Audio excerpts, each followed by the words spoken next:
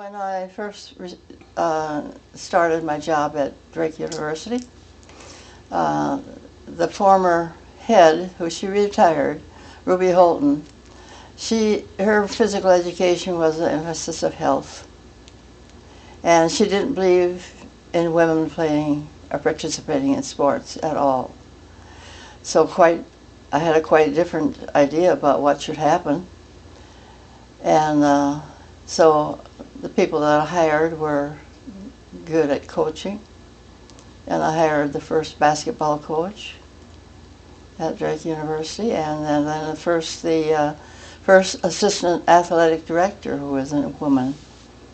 And then I had a dance instructor and another faculty member that did tumbling and gymnastics, and another one that did tennis.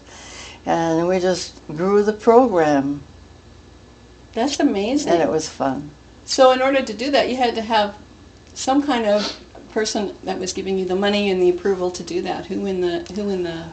Well, no. Because we didn't pay them anything. They did it out of the goodness of their hearts at first. So, to some extent, they financed the trips and supplies and so on. But otherwise, no. At the beginning, they had to just do it out of the goodness of their hearts. And of course, knowing that Iowa was a great girls' basketball place, and of course they played a sixth player, which I was not in favor of. So Wayne Cooley and I had a few spats here and there, and controversies over the news programs and so on. But finally, he saw the light and changed it. It was only Iowa and Oklahoma, I believe, were the only two states that still played sixth player. So I was very happy when they changed that, and Title IX made a big difference. Great. So it was just you and Wayne. You just had to convince Wayne Cooley. That was he the main one blocking that? Oh no, it was the whole state.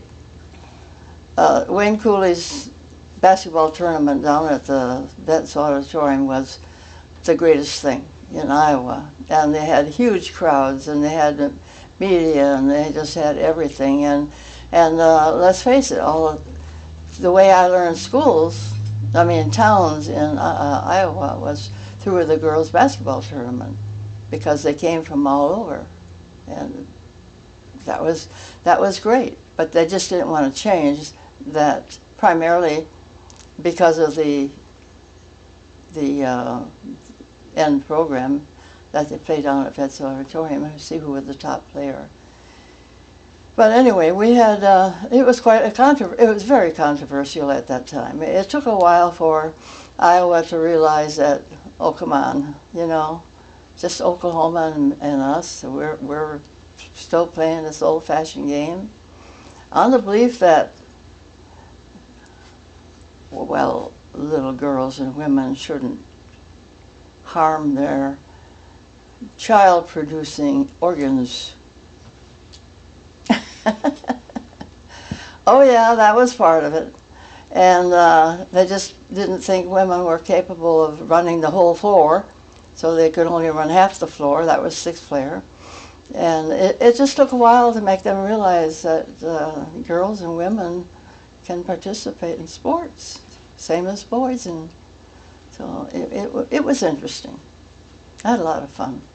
Eventually, we got a budget for the basketball and so on, and so they could travel, and we did. I traveled with the basketball team all over, primarily Texas. We had a lot of fun, but we did. And my coach Baumgartner was very famous at that time, and one of my clients as an attorney was Molly Bolin, who was just famous for her basketball playing in not at schools, but in the teams. So, yeah, I started it. Wow. Yeah. What kind of people, did you get support from other people? I mean, you were just a lone wolf, or how did that work? Well, all my staff were for it, of course. And It was a mixed bag. It took a little while, but I think they were ready for that. I'm talking about the public. Because they supported us once we got in there. And the women who participated were just happy as a lark, you know. So.